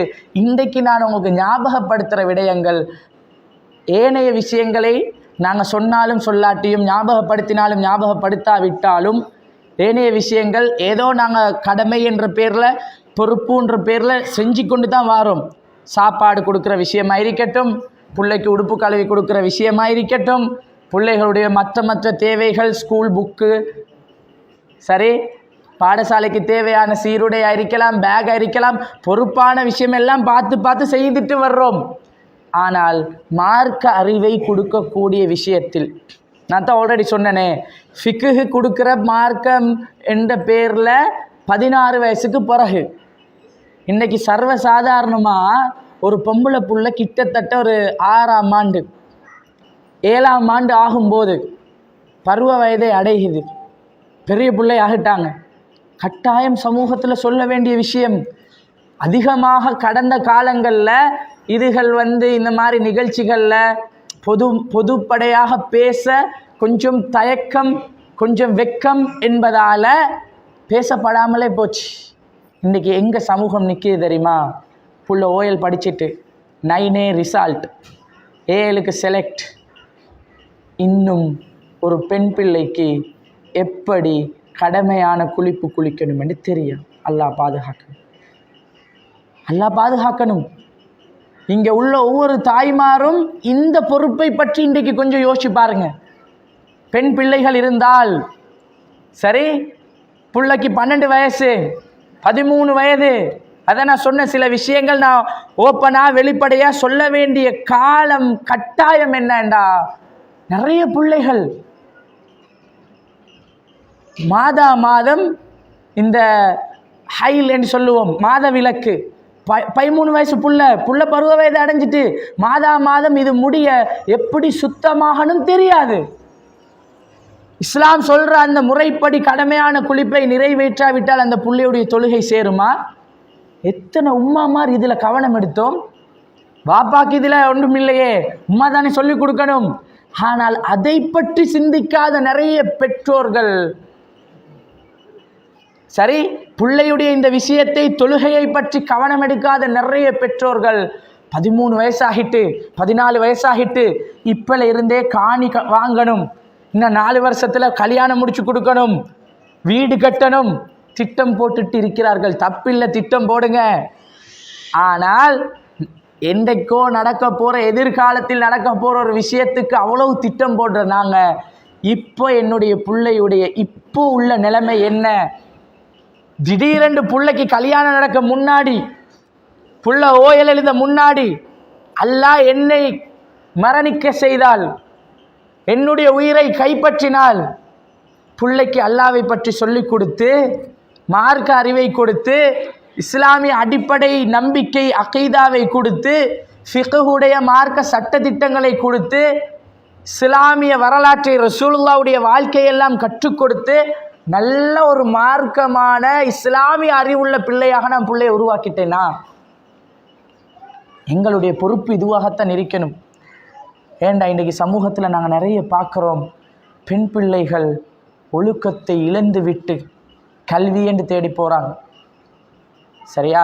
நான் யாரையும் பெயர் குறிப்பிட்டோ எந்த ஒரு தனிநபரின் மீது உள்ள இதாலையும் பேசவில்லை. அண்மையில் நான் பார்த்தேன், இலங்கையில் ஒரு முக்கியமான ஒரு ஆலிம், சரி, அவர் ஒரு கருத்து சொல்லியிருக்கிறார். எப்படி என்றால், கற்பை இழந்து பட்டப்படிப்பு படித்து பட்டம் பெறுவதை விட ஒழுக்கத்தோடு பட்டிக்காடாய் வாழ்ந்து விட்டு போகலாம். என்னென்னு விளங்குச்சா? கற்பை இழந்து, ஒழுக்கத்தை இழந்து, மானத்தை இழந்து படித்து பட்டம் பெறுவதை விட ஒழுக்கத்தோடு கற்பை பேணி பாதுகாத்து கற்போடு என்ன செஞ்சிடலாம்? பட்டிக்காடாக இருந்துட்டு போகல. பட்டிக்காடுன்னா என்ன சொல்லுவாங்க? ஒரு பெருசாரி ஒன்றும் இல்லை, சாதாரணமாக சொல்லுவாங்க. அப்போ இது சொல்லப்படுறதுக்குரிய உண்மையான காரணம் என்ன? சமூகத்தினுடைய நிலைமை எங்கே போய்கொண்டிருக்கிறது என்றால் அதை புரியப்படுத்தணும் என்ற ஒரே காரணத்துக்கு தான் நான் இதை சொல்கிறேன். சரியா? சமூகத்தினுடைய சிந்தனை இன்றைக்கு எங்கே போயிட்டு இருக்குதுண்டா, இஸ்லாத்தை படித்த, மார்க்கத்தை படித்த, குர்ஆனையும் ஹதீஸையும் படித்த ஒரு ஆலிம் அல்லது ஒரு இஸ்லாமிய பிரச்சாரகர், ஒரு தாய் ஒழுக்கத்தை பற்றி பேசினால், ஒழுக்கம்தான் முக்கியம் என்பதை பேசினால் அவருக்கு எப்படி விமர்சனம் தெரியுமா? அல்லாஹ் பாதுகாக்கணும். இப்போ பேசியிருக்கிற அந்த இந்த வார்த்தையை சொன்னவர் அவர் ஒரு பெரிய பட்டதாரி, பெரிய பட்டப்படிப்பு முடித்தவர். அப்போ ஒரு முஸ்லிம் பெண்மணி, அல்லாஹ் பாதுகாக்கட்டும், அல்லாஹ் அந்த பெண்மணிக்கு நேர்வழி காட்டட்டும், அவ கருத்து போடுறா எப்படி என்றா, பாவம் இந்த மனுஷன் எப்படி மானத்தை இழந்து பட்டம் பெற்றாரோ தெரியாது என்று. சுபஹானல்லாஹ். சமூகத்தினுடைய நிலைமை எல்லாரும் எப்படி நினைக்கிறாங்கண்டா, என்னமோ பொம்பளை பிள்ளைல படிக்க வேணும் என்றாங்க. இந்த இதுல பெண் பிள்ளைகளை பற்றி என்னமாவது போடப்பட்டிருந்துச்சா? பெண்கள் படிப்பு என்பது ஏதாவது சொல்லப்பட்டு, மானம் என்பது பெண்ணுக்கு மட்டும்தானா? கற்பு என்பது ஆணுக்கு இல்லையா? பார்வையை தாழ்த்துங்கன்னு இஸ்லாம் யாருக்கு சொல்லுது? குர்ஆன் வசனத்தை எடுத்து பார்த்தா சூரா நூர் 24 அத்தியாயம் நீங்க வசனத்தை பார்த்தா அல்லாஹ் முதல்ல யாருக்கு சொல்லுவான்? ஆண்களுக்குத்தான் சொல்லுவான். உங்களுடைய பார்வைகளை தாழ்த்தி கொள்ளுங்கள், பேணி பாதுகாத்துக் கொள்ளுங்கள். ரெண்டாவது தான் பெண்களுக்கு. சரியா? என்ன சொல்ல வாரேன் என்றால், சமூகம் ஒரு தப்பான கண்ணோட்டத்தோடே பார்த்துட்டு இருக்குது. சில பேர் என்னமோ படிக்கவே வேணாம் என்று மார்க்கத்தை படித்த உலமாக்கள், இஸ்லாமிய பிரச்சாரகர்கள் முஸ்லிம் சமூகத்தினுடைய படிப்பை என்ன செய்யறாங்க? தவிர்க்கிறாங்க. இது மிகப்பெரிய தப்பு. படிக்கணும். நான் ஆல்ரெடி சொன்ன மாதிரி படிப்பு மிகப்பெரிய தேவையா இருக்குது. இன்றைக்கு கல்வி கற்கிறது, மருத்துவர்களை உருவாக்குவது, இன்னும் ஒவ்வொரு துறைகளிலையும் இஸ்லாமிய ரீதியாக ஈமானுள்ள இஹ்லாசுள்ள மிகச்சிறந்த கல்விமான்களை உருவாக்குறது சமூகத்தின் பெரிய தேவை. ஆனால் தொழுகை இல்லாத படிப்பு தேவையில்லை. சரி, படிப்புன்னு அதை கொடுத்துட்டு குர்ஆன் அது அதை விட பெரிய படிப்பு. உலகத்தில் உள்ள புத்தகங்களில் விஞ்ஞானத்தை பேசக்கூடிய பல புத்தகங்கள் வந்திருக்கும். குர்ஆனை போன்று விஞ்ஞானத்தை அழகாக, தெளிவாக, நுட்பமாக, துல்லியமாக சொல்லக்கூடிய ஒரு புத்தகம் உலகத்தில் இல்லை. இன்னைக்கு விஞ்ஞானம் எதெல்லாம் கண்டுபிடிக்குதோ அத்தனையும் குர்ஆன் என்றைக்கோ சொன்ன உண்மைகள். அப்ப குர்ஆன் கல்வி இல்லையா? 55வது அத்தியாயம் சூரா ரஹ்மான், நாங்கள்லாம் அடிக்கடி ஓதுற சூரா. அப்ப சூரா ரஹ்மான்ல அல்லாஹ் முதலாவது அர் ரஹ்மான், அல்லாவை பற்றி அல்லாஹ் சொல்லுகிறான். எப்படி? அளவற்ற அருளாளன். ரஹ்மான் என்று சொன்னால் அல்லாஹ்வுடைய அன்பு. அல்லாஹ்வுடைய அன்புக்கு அளவே இல்லை. அப்படிப்பட்ட அன்புள்ள அல்லாஹ் இப்ப வாப்பா பிள்ளையோட இறக்கம் வேண்டாம் என்ன வாங்கி கொடுப்பார்? பிள்ளைக்கு எது தேவையோ, எது விருப்பமோ, பிள்ளையுடைய வாழ்க்கைக்கு எது பயன் தருமோ பாப்பா வாங்கி கொடுப்பாரா இல்லையா? ஒரு உம்மா பிள்ளைக்கு என்னமாவது செய்யும் போது என்ன யோசிச்சு செய்வாங்க? பிள்ளையோட எதிர்காலத்துக்கு எது தேவையோ, பிள்ளையோட ஃபியூச்சர்ல புள்ள நல்லா இருக்கணும்னா என்ன தேவையோ அதை பார்த்து கொடுப்பாங்களா இல்லையா? அர் ரஹ்மான். அடுத்த வசனம் என்ன? அல்லமல் குர்ஆன். இந்த அளவே இல்லாத அன்புடைய ரஹ்மான் என்ன செய்தான்? குர்ஆனை உங்களுக்கு கற்றுத்தந்தான். அல்லமல் குர்ஆன். குர்ஆனை அல்லாஹ் எங்களுக்கு தந்திருக்கிறான். அல்லாஹ் எங்களோட அன்பு, அந்த ரஹ்மான் எங்கள் மீது வைத்த பாசம்.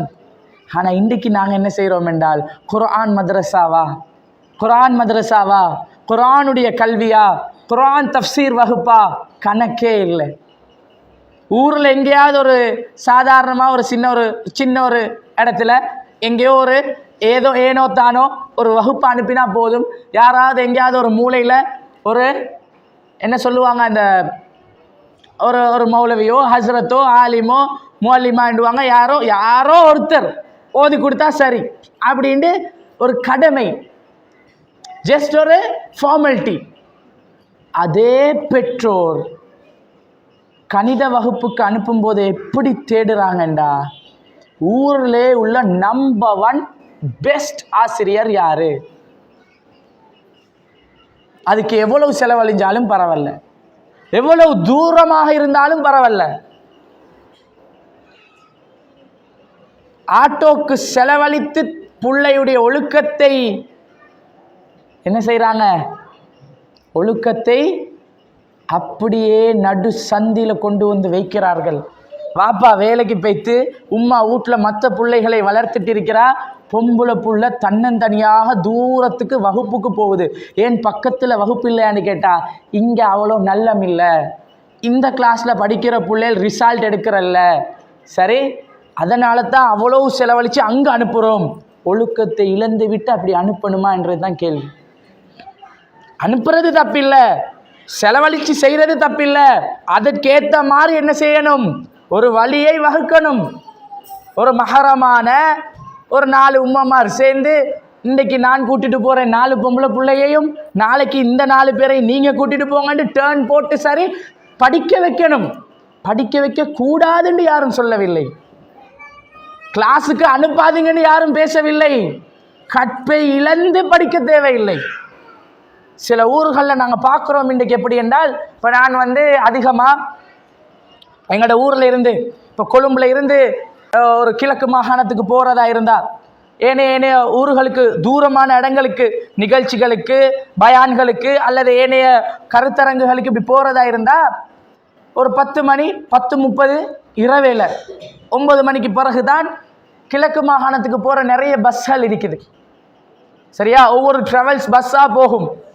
நான் அதிகமான கண்ட காட்சி, ஏல் முடித்து யூனிவர்சிட்டிக்கு செலக்ட் ஆகின எத்தனையோ பெண் பிள்ளைகள், உம்மா வாப்பா ஃபர்தாவோட உம்மா வாப்பா தொப்பி தாடியை வச்சுட்டு தன்னன் தனியாக 20 வயசு 19 வயசு பொம்பளை பிள்ளைய எங்கே கொழும்புல இருந்து புள்ள படிக்கிற யூனிவர்சிட்டியில் கிழக்கு மாகாணத்துக்கு ஏற்றி அனுப்புகிறாங்க. என்ன நம்பிக்கையில் சகோதரிகளை, தாய்மார்கள், நான் கேட்குறேன், கல்வி முக்கியம்தான், யாரும் படிக்கக்கூடாதுன்னு சொல்லல. கல்வியுடைய தேவை உணர்ந்தால் காசு செலவழிச்சிடலாம். இன்றைக்கு இல்லையா நாளைக்கு வரும். சல்லியை பார்க்குறோம், எவ்வளோ செலவழியும் என்று பார்க்குறோம். பாப்பா இன்னும் 2000 ரூபா கூட போனால் பரவாயில்லன்னு அவர் பெய்த்து விட்டுட்டு வந்தால் சரி. ஆனால் இன்றைக்கு அவர் பெய்த்து விட்டுட்டு வந்தால் கூடுதலாக சல்லி போகுமே என்றதுக்காக பல இடங்களில் பொம்பளை பிள்ளைகள் தன்னந்தனியாக அனுப்பப்படுது. இரவு நேரம் காலையில் போய் 4 மணி 5 மணிக்கு தான் என்ன செய்யும்? பஸ் நிற்கும். அது வரைக்கும் அந்த பெண் பிள்ளைக்குரிய பாதுகாப்பு என்ன? அந்த பிள்ளையுடைய கற்புக்கு யார் உத்தரவாதம்? அந்த பயணத்தில் இரவில் என்ன நடக்க போகுதோ, திடீரென்று பஸ்ஸுக்கு அல்லாஹ் பாதுகாக்க என்ன மாதிரி நடந்தால் அந்த இடத்துல யார் மஹரமான ஒரு ஆண் என்ன துணை ஒன்றுமில்லை. இஸ்லாம் தடை போட்டிருக்குதா இல்லையா? ஒரு குறிப்பிட்ட எல்லையை தாண்டி ஒரு பொம்பளை புள்ள மஹரமான உறவு அல்லாமல் போவது ஹராம். கல்விக்காகவாக இருக்கட்டும், எதுக்காகவா இருக்கட்டும், கூடாது. அப்போ கல்வி கற்றுக்கொள்வது முக்கியம்தான்.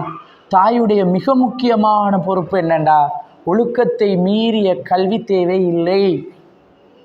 5ஆம் ஆண்டில் 6ஆம் ஆண்டில் ஸ்கூல் புத்தகத்திலே போட்டிருக்கிறாங்க ஒழுக்கம். இந்த படிக்கிற பிள்ளைகள்கிட்ட கேட்டால் தெரியும். ஒழுக்கம் ஞாபகம் மிக்கிறவங்க சொல்லுங்கள், என்ன போட்டிக்கும்? உயிரிலும் ஓம்பப்படும். புத்தகத்தில் போட்டிருக்குது. உயிரை விட ஒழுக்கம் பெருசுன்னு இங்கே போட்டிருக்குது. அது ஓகே, சரியா? ஆனால் கற்பை விட ஒழுக்கம் பெருசுன்னு போட்டால் பேசுகிறவங்களுக்கு விமர்சனம். பெண்கள், அதுவும் முஸ்லிம் பெண்களாம், இந்த மீடியாவில் இருக்கக்கூடிய என்னத்தை எடுத்தாலும் விமர்சனம் பண்ணக்கூடிய பல பெண்கள் இருக்கிறாங்க. சரியா? அப்போ அவங்க தான் பேசுகிறாங்க.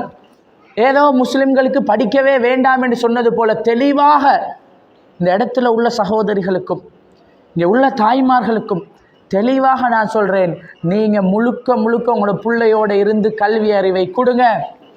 கல்வி கற்றுக்கொள்வது இஸ்லாத்தில் மிக முக்கியமான விடயம். அறிவை வளர்த்து கொள்வது இஸ்லாத்தில் மிக முக்கியமான ஒரு பகுதி. அந்த அறிவுகளிலெல்லாம் மிகச்சிறந்த அறிவு எது? இந்த கல்வியிலெல்லாம் மிகப்பெரிய கல்வி எது? நீங்கள் படிச்சிருப்பீங்க நிறைய ஹதீஸ், சரியா? நிறைய ஹதீஸ் கல்வி சம்பந்தமாக. யார் குர்ஆனை தானும் கற்று, யார் குர்ஆனை தானும் கற்று, ஹைருக்கும் உங்களிலேயே சிறந்தவர் யார்? மன் தஅல்லமல் குர்ஆன வஅல்லம். குர்ஆனை அவரும் படித்து, ஆம்பளை பிள்ளையா இருக்கட்டும் பொம்பளை பிள்ளையா இருக்கட்டும், இன்னொருத்தருக்கும் யார் படித்து கொடுக்கிறாரோ உங்களிலேயே சிறந்தவர் அவர் தான். டாக்டரை கொண்டு வாங்க, லாயரை கொண்டு வாங்க, என்ஜினியரை கொண்டு வாங்க, பைலட்டை கொண்டு வாங்க, பெரிய சைக்காட்ரிஸ்ட் டாக்டரை கொண்டு வாங்க, ப்ரொஃபஸரை கொண்டு வாங்க. அல்லாஹ்வுடைய தூதர் என்ன சொன்னாங்க? ரசூலுல்லாஹ் என்ன சொன்னாங்க? ஹைருக்கும் உங்களில் என்ன பெரிய குவாலிஃபிகேஷனாக இருக்கட்டும், என்ன பெரிய அந்தஸ்து படிச்சிருக்கட்டும், எல்லாத்தையும் விட மிகப்பெரிய படிப்பு எது? குர்ஆனுடைய அறிவு. குர்ஆனை படித்தால் குர்ஆனில் இல்லாத விஞ்ஞானம் இல்லை, குர்ஆனில் இல்லாத நுட்பங்கள், தீர்வுகள் வேற எங்கேயும் இல்லை. பொருளாதாரத்துக்கு தீர்வு குர்ஆனில் தான் இருக்குது. இன்றைக்கு சைக்காலஜி என்று சொல்றோம், கவுன்சிலிங் என்று சொல்றோம், மன உளைச்சல், மன விரக்தி, மனநோய், எல்லாத்துக்கும் தீர்வு குர்ஆன்ல தான் இருக்குது. குர்ஆனை சரியாக படித்த ஒருவர் எல்லாத்தையும் விட பெரிய அந்தஸ்து. இன்றைக்கு நாங்கள் அதை விளங்கி கொள்ளாம ஏனைய கல்விகளுக்கு, அதுவும் படிக்கணும் கூடாதுன்னு சொல்லலை, தேவையில்லைன்னு சொல்லலை, தேவைதான், படிக்கத்தான் வேண்டும். ஆனால் குர்ஆனையும் படித்து இதையும் படிக்கணும். இதை மட்டும் படிச்சுட்டு மார்க்கம் தெரியாம இருந்துடக்கூடாது. சாதாரணமா மருத்துவராகிற ஒருத்தர் ஐவேளை தொழுகை கடமை சூரத்துல் ஃபாத்திஹாவை கூட சரியாக ஓதத் தெரியாத பல வைத்தியர்கள் சமூகத்தில், முஸ்லிம் சமூகத்தில். இந்த நிலைமை மாறணும். இது யாருடைய பொறுப்பு? யார்ட பொறுப்பு? உம்மாட பொறுப்பு. ஆண்களுக்கு இஸ்லாம் சில கடமைகள் பொறுப்புகள் வைத்திருக்குது. ஒரு தந்தைக்கும் இது கடமை, பிள்ளையுடைய விஷயங்களை பார்க்கறது. ஆனால் அதிகமான பொறுப்பு யார்ட கையில் இருக்குது? தாயிட கையில் இருக்குது. ஒரு பிள்ளையை அழகா நல்லா வளர்த்தெடுக்கணும் என்றால் முதலாவதாக நீங்கள் பிள்ளைக்கு தொழுகையை கொடுக்கணும். சின்ன வயசுல இருந்தே குர்ஆனை கொடுத்திருக்கணும். துஆக்களை மனநமிட வைத்திருக்கணும். சுபஹானல்லாஹ், இன்றைக்கு எங்களோட சமூகத்தில் நான் வேதனையோடு சொல்கிறேன், இது கல்வித்துறையோடு சம்பந்தப்பட்டிருப்பதனால், சின்ன பிள்ளைகளிலிருந்து பெரியவர்கள் வரைக்கும் கற்பித்து கொடுப்பதனால் இன்றைக்கு ரெண்டாம் ஆண்டு புள்ள எலக்யூஷன் போகுது. அல்ஹம்துலில்லாஹ், போகத்தான் வேணும், படிக்கத்தான் வேணும், எந்த தப்பும் இல்லை, போகுது. அல்ஹம்துலில்லாஹ். எத்தனையோ பயம் கவிதைகள், பாடல்கள் எத்தனையோ பாடமாக்கி வச்சிருக்கிறாங்க. அதே 5 வயசு 6 வயசு பிள்ளைக்கிட்ட சாப்பிட முன்னாடி என்ன துவா, சாப்பிட்ட பின்னாடி என்ன துவான்னு கேட்டால் தெரியாது.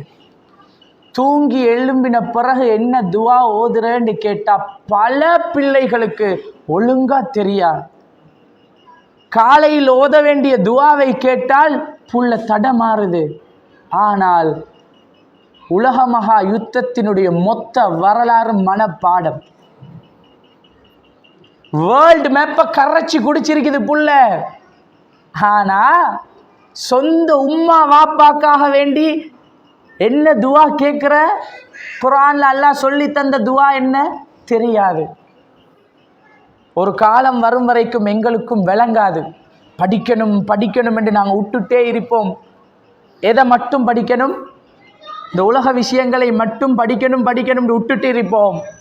ஒரு காலம் வரும்போது பிள்ளைக்கு பெற்றோருடைய அருமை விளங்காமல் போகும். இதை அதிகமான பெற்றோர்கள் கண் கலங்கி மனவேதனையோடு மனசு நொந்து கண்ணீர் வடித்து தங்களுடைய பிள்ளைகளுடைய நிலைமைகளை சொல்லி, இந்த பிள்ளைக்கு ஒரு கவுன்சிலிங் கொடுக்க இயலாதா, இந்த பிள்ளையை மாற்றி தர இயலாதா, இந்த பிள்ளையை திருத்தி தர முடியாதா என்று வேதனைப்படுவதையெல்லாம் கண்கூடாக பார்த்துவிட்டு உங்களோட பேசுகிறேன். நிறைய உம்மா வாப்பா பிள்ளைகளை வளர்த்துட்டாங்க, மார்க்க அறிவை அவங்க கொடுக்கவில்லை.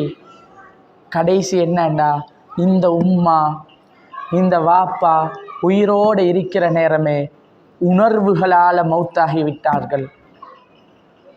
உம்மா உசுரோட தான் இருக்கிறாங்க, வாப்பா உசுரோட தான் இருக்கிறார். ஃபீலிங்ஸ் செத்துட்டு உணர்வுகள் உயிரிழந்து விட்டது. ஏன்?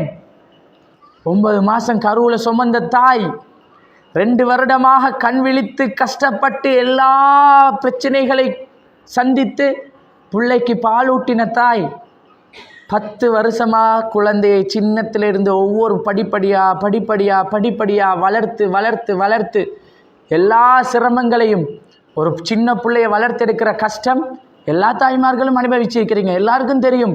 ஆனால் வளர்கிற பிள்ளைகளுக்கு அது தெரியாது. அவங்களுக்கு படிப்புண்டு அது மட்டும் சொல்லப்பட்டிருக்கிறதே தவிர குர்ஆனுடைய அறிவு சரியாக கொடுக்கப்படாவிட்டால்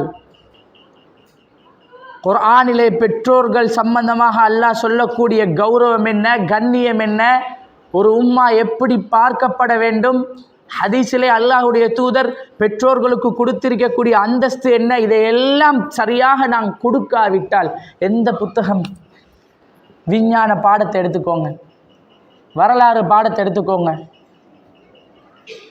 ஹெல்த் சயின்ஸ் என்று சொல்லுவோம், சரி, இப்படி ஓஎலுக்கு பிள்ளைகள் படிக்கிற பாடமாக இருக்கட்டும், கெமிஸ்ட்ரி, ஃபிசிக்ஸாக இருக்கட்டும், எல்லாம் எடுத்துக்கோங்க. எந்த பாட புத்தகத்தில் பெற்றோருடைய பெருமதி பேசப்பட்டிருக்கிறது? ஒரு புக் காட்டுங்க, காட்டுங்க. உம்மாவை கண்ணியப்படுத்தணும் என்று என்ன பாடம் சொல்லி கொடுக்குது? எந்த பாடசாலையில்? பாட புத்தகத்தில் நான் சொல்கிறேன். ஏனைய விடயங்களில் தான் சொல்லி கொடுக்கப்படுதே தவிர இந்த புத்தகங்களில் அது இல்லை. அதனால் அந்த புத்தகங்களை படிக்கக்கூடாதுன்னு சொல்லவில்லை. ஏன் திரும்ப திரும்ப இதை சொல்கிறேன்டா? இப்படி பேசினாலே டக்குன்னு தான் படிக்க வேணும் என்றாங்க. இந்த மௌலவிமாருக்கே இதுதான் வேலை. இப்போ ஸ்கூலுக்கு அனுப்ப வேணாமாம், பொம்பளை பிள்ளைகளை படிக்க வேணாமாம், இப்படியே சொல்கிறார்கள். அது வேணாம் என்று சொல்லவில்லை, அதுவும் வேண்டும். ஆனால் எந்த புத்தகத்திலையும் இல்லாதது குர்ஆனில் உள்ளது தான் பெற்றோரை பற்றிய விடயம். உம்மாவுடைய பெருமதி, வாப்பாட பெருமதி, பெற்றோர்களுடைய கண்ணியம். அல்லாஹுடைய தூதர் சொல்கிறாங்க, அபூ ஹுரைரா ரலியல்லாஹு அன்ஹு அவர்கள் அறிவிக்கக்கூடிய செய்தி, இமாம் முஸ்லிம் அவர்கள் 2551வது செய்தியாக பதிவிடுகிறார்கள். எங்க ஒரு வயதான பெற்றோர், அதாவது உம்மா அல்லது உம்மா வாப்பா 2 பேர், அதாவது உம்மாவோ வாப்பாவோ அல்லது 2 பேருமோ, வயதான பெற்றோர்கள் உயிரோடு இருந்தும் அந்த பெற்றோர்கள் மூலம் சொர்க்கம் போகக்கூடிய பாக்கியத்தை யார் பெற்றுக்கொள்ளவில்லையோ அல்லாஹுடைய தூதர் சபித்தார்கள், நாசமாகட்டும் என்றாங்க. ரசூலுல்லாஹ் எங்களோட எவ்வளோ அன்பு தெரியுமா? அல்லாஹுடைய தூதர் இந்த சமூகத்தின் மீது எப்படி பாசம் வைத்தவர்கள் தெரியுமா? ரசூலுல்லாஹ் எங்களுக்கு பதுவா பண்ணுவாங்களா? ரசூலுல்லாஹ் எங்களுக்கு எதிராக அல்லாஹ்விடத்தில் சாபம் இடுவார்களா? அப்போ ரசூலுல்லாஹ் சாபம் இட்டிருந்தால் அது எவ்வளவு பாரதூரமான விஷயமாக இருக்கும். ரசூலுல்லாஹ் என்ன சாபம், என்ன பதுவா? வயசான உம்மா வாப்பா 60 வயசு தாண்டி 55 வயசு தாண்டி வயசான உம்மா வாப்பா இருக்குது, பிள்ளையும் 20-25 வயசில் இருக்கும், 30 வயசில் இருக்கும், அந்த பிள்ளைக்கும் பிள்ளைகளும் இருக்கும்.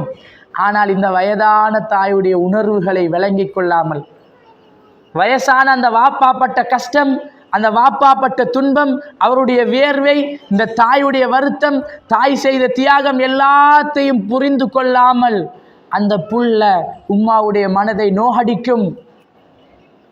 அந்த புள்ள தாயை வீட்டை விட்டு விரட்டும். எப்ப குர்ஆனுடைய அறிவு கொடுக்கப்படாவிட்டால். நான் ஒரு வீடியோ பார்த்தேன் சகோதரிகளே, தாய்மார்கள், இது முக்கியமான ஒரு விஷயம். இந்தியாவில் ஒரு முஸ்லிம் பெண் மிகப்பெரிய ஒரு அந்த நிகழ்ச்சிகள், இந்தியா தொலைக்காட்சி நிகழ்ச்சிகளில் மிகவும் பிரசித்தி பெற்ற ஒரு நிகழ்ச்சி, ஒரு சின்ன வீடியோ கட் அந்த வாட்ஸ்அப்பில் வந்துருந்துச்சு, போட்டிருந்தாங்க. ஒரு முஸ்லிம் பெண் ஹிஜாப் போட்டிருக்குது. முஸ்லிம் என்று காட்டிக்கொள்றதுக்காக இருக்கும் என்று நினைக்கிறேன். ஆடையில் மட்டும் இஸ்லாம் அல்ல, சரியா? எல்லாத்திலையும் இஸ்லாம் இருக்கணும். நான் என்ன சொல்ல வர்றேன் என்றால், மார்க்க அறிவு சரியாக கொடுக்கப்படாவிட்டால், சும்மா கடமைக்கு மார்க்க ஆடைகளை போட்டுக்கொள்றவர்களும் இருப்பார்கள், உண்மையா உணர்ந்து போடுறவர்களும் இருப்பார்கள். அதே மாதிரி ஆடை மட்டும் இஸ்லாமிய ஆடையாக இருந்தும் வேலை இல்லை, எல்லாத்திலையும் இஸ்லாம் இருக்கணும். ஒரு நிகழ்ச்சி இந்தியாவில் டிவியில் பிரபல்யமான ஒரு நிகழ்ச்சி, இதில் வயதான தாய் தந்தையரை வீட்டிலே வைத்துக் கொள்வது தற்காலத்துக்கு பொருத்தமானதா அல்லது முதியோர் இல்லங்களில் அவர்களை போய் சேர்ப்பது தற்காலத்துக்கு பொருத்தமானதா? இதுதான் தலைப்பு. பேசுகிறார்கள். வல்லாஹி, அல்லாஹ் மீது ஆணையாக அந்த வீடியோவை ஒரு சகோதரர் அனுப்பியிருந்தார். எப்படி என்றால், முஸ்லிம் சமூகத்துக்கு திட்டி, முஸ்லிம் பெண்களுக்கு ஏசி அப்படி போட்டு அனுப்பியிருக்கிறாங்க. அப்போ என்னான்னு பார்த்தா, அந்த நிகழ்ச்சியில் இந்த பக்கமாக நிறைய தமிழ் பெண்கள், தமிழ் சகோதரிகள் தாயுடைய பெருமையை பற்றி பேசுகிறார்கள். தங்களுடைய மதத்தில் தாய்க்கு கொடுக்கப்பட்ட கண்ணியத்தை பேசுகிறார்கள். தாயை வீட்டில் வச்சுத்தான் பார்க்கணும் என்று பேசுகிறார்கள். எவ்வளவு கஷ்டமாக இருந்தாலும், எவ்வளோ பிரச்சனையாக இருந்தாலும், எவ்வளவு பெரிய சுமையாக இருந்தாலும், நம்மை பெற்ற தாய், நம்முடைய தாய், நமக்காக கஷ்டப்பட்டவர். அதனால் நாம் பொறுமையாக பொறுத்து கொண்டு அந்த தாயை கவனிக்கணும், அந்த தாய்க்கு நாம் கடமைகளை செய்யணும், அவர்களை நல்ல முறையிலே பாதுகாத்து அவர்களுக்கு நல்ல முறையிலே உபகாரம் செய்யணும் என்று பேசுகிறார்கள். இங்கால அடுத்த பக்கத்தில் ஹிஜாபை போட்டுட்டு ஒரு முஸ்லிம் பெண்மணி அங்கால பேசுகிறவர்களுக்கு எதிராக பேசுகிறார். முஸ்லிம் பொம்பளை என்ன சொல்கிறா தெரியுமா? இப்போ ஈக்கிற காலத்தில் இந்த உம்மாமார, மாமிமார, மாமாமார, வாப்பாமார வீட்டில் வச்சு நாங்கள் பார்க்கணுமா இருந்தால், ஆண் மட்டும் வேலைக்கு போய் சம்பாதிக்கணுமாக இருந்தால், பெண் வந்து வீட்டுக்கு பொறுப்பாக இருந்தால் வாழ்க்கை வாழ முடியாது. ஏன்னா செலவு கூட, மாப்பிள்ளை சம்பாதிக்கிறதால மட்டும் கட்டுப்படி ஆகாது.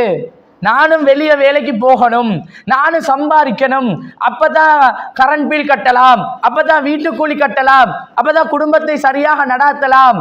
நாங்கள் வேலைக்கு போனா இந்த வீட்டில் இருக்கிற மாமாக்கு பிடிக்குதில்லை, மாமிக்கு பிடிக்குதில்லை, அதனால் இவங்களை வீட்டில் வச்சுக்கொள்ள முடியாது. அவங்கள முதியோர் இல்லத்தில் போய் சேர்த்தா நாம் என்ன சும்மாவா சேர்க்குறோம்? நாங்கள் என்ன ரோட்லையா போய் விடுறோம்? நாங்கள் காசு கட்டி பொறுப்பாக பார்த்துக்கொள்றதுக்கு ஆள் வச்சுத்தானே செய்கிறோம். இந்த அறிவில் பேசும்போது, லாஜிக்கலாக பேசும்போது சரித்தானே என்று தான் நினைக்கும். என்ன நல்லா படிச்சிருக்குது, இந்த பேசக்கூடிய ஆளை பார்த்தா நல்லா படிப்பறிவு இருக்குது.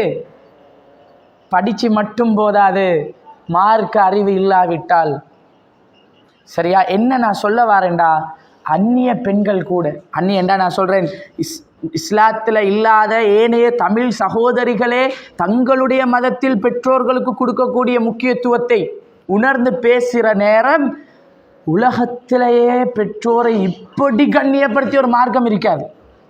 பெற்றோருடைய கண்ணியம் என்றால் தனி தலைப்புல மனுத்தியால கணக்கு பேசலாம். இஸ்லாத்தில் உள்ள மிகப்பெரிய கடமை எது? ஒன்றாவது கடமை, ஃபர்ஸ்ட் கடமை என்ன? தொழுகை. தொழுகைக்கு அடுத்தபடியாக அல்லாஹ்வுக்கு மிக மிக பிடித்தது எது? அமல்கள்லேயே தொழுகைக்கு அடுத்ததாக மிகச்சிறந்த அமல் எது? பிர்ருல் வாலிதை, பெற்றோருக்கு நல்லுபகாரம் செய்தல். மற்ற பக்கம் பாருங்க, இஸ்லாத்தில் ஆக பெரிய பாவங்களில், பெரும் பாவங்களில் முதலாவது பாவம் எது? ஷிர்கு, அல்லாஹ்வுக்கு இணை வைத்தல். அல்லாஹ்வுக்கு இணை வைத்தல். அடுத்த ரெண்டாவது மிகப்பெரிய பாவம், பெரிய குற்றம் எது? பெற்றோரை நோவினை செய்தல். பெற்றோரை அடிக்கிறல்ல, சரி, பெற்றோரை கொண்டு போய்த்து ரோட்டில் விடுறதல்ல, நோவினை செய்தல். இஸ்லாம் குர்ஆன்ல அல்லாஹ் சொல்ற வார்த்தை என்ன? குல்லஹுமா கவுலன் கரீமா, அவர்களோடு அழகான முறையில் நல்ல வார்த்தையா பேசுங்க. ஃபலா தகுல்லஹுமா உஃபின், சீ என்று கூட அவர்கள் மனசு நோகும்படி பேசுறாதீங்க. இப்படி சொல்ற ஒரு மார்க்கத்தில் இருந்து கொண்டு ஒரு முஸ்லிம் பொம்பளை தைரியமா உலகமே பார்க்குற ஒரு நிகழ்ச்சியில வந்து பெற்றோரை பற்றி, இது மட்டுமல்ல இன்னும் நிறைய பேசுகிறாங்க, நேரம் இல்லை, சொல்ல நேரம் முடியுது. நான் என்ன சொல்ல வருகிறேன் என்றால், வெறுமனே அறிவை மட்டும் கொடுத்தால் போதாது.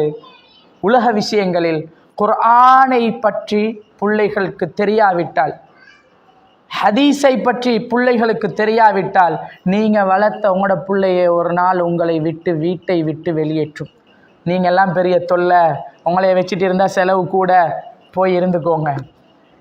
ஒரு உம்மாவை எத்தனை பிள்ளைகள் இன்றைக்கு பந்தாடுகிறார்கள் தெரியுமா? 4 பிள்ளை இருக்கும், நானாக்கும் தம்பிக்கும் தாத்தாக்கும் தங்கச்சிக்கும் சண்டை.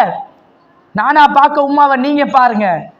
அண்மையில் நான் கண்டேன், ஒரு மகள் உம்மாவை பார்க்க இயலாதுன்னு சொல்லி தன்னுடைய மைனியோட, அதாவது தன்னுடைய கணவனுடைய சகோதரியோட சண்டை பிடிச்சி நீ பாருண்டு தன்னுடைய தாய மருமகள்கிட்ட அனுப்பி வைக்கிறான், எனக்கு பார்க்கலாண்டு. அப்ப இதெல்லாம் வெறுமனே உலக அறிவை மட்டும், கம்ப்யூட்டரை மட்டும் படிச்சு கொடுத்ததுக்கு, சயின்ஸை மட்டும் படிச்சு கொடுத்ததுக்கு பெற்றோருடைய முக்கியம் விளங்க போறதில்லை. நாளை உங்களுடைய கடைசி காலம் வரும்போது, மறுமையில் அல்லாஹ் உங்களிடத்தில் உங்கள் பிள்ளைகளை பற்றி கேட்கும்போது, இந்த உலகத்தில் நீங்கள் இருக்கும்போதே உங்களோட கண்ணுக்கு முன்னாடி விளங்கும், நான் மார்க்க அறிவை படித்து கொடுக்காததனால் வந்த விளைவு. உங்களோட புள்ள உங்களை எதிர்த்து பேசும், உங்களுக்கு மேலே சத்தத்தை உயர்த்தி பேசும், உங்களுடைய வார்த்தைகளை மீறி தேவையில்லாத காரியங்களை செய்யும். அன்றைக்கு நினைக்கும், இவ்வளோ படிக்க வச்சதை விட படிக்க வச்சிருக்கணும், மார்க்க அறிவை கொடுக்காம படிக்க வச்சிருந்தா விளங்கும். என்ன, இவ்வளவு படிக்க வச்சதை விட மார்க்க அறிவை கொஞ்சம் கூடுதலாக கொடுத்திருந்தால் நல்லா இருந்திருக்குமே என்று நினைக்கும். அதனால் இன்ஷா அல்லாஹ் பிள்ளைகளுக்கு சொல்லிக் கொடுக்க வேண்டிய விஷயத்தில் தாயுடைய மிகப்பெரிய பொறுப்பு ஒழுக்கம். தொழுகை 4வது அத்தியாயம் 103வது வசனம். தொழுகையை பற்றி அல்லாஹ் சொல்லும்போது, தொழுகை இன்ன ஸலாத்த, நிச்சயமாக தொழுகை என்ன செய்யும், கானத் அலல் முஃமினீன கிதாபம் மவ்கூத்தா. இது முக்கியம். இன்றைக்கு டைம் மேனேஜ்மெண்ட் என்று தனி பாடநெறி இருக்குது. லட்சக்கணக்கு செலவழித்த பிள்ளைகளை படிக்க வைக்கிறார்கள். டைம் மேனேஜ்மெண்ட் என்ன, நேர முகாமைத்துவம்.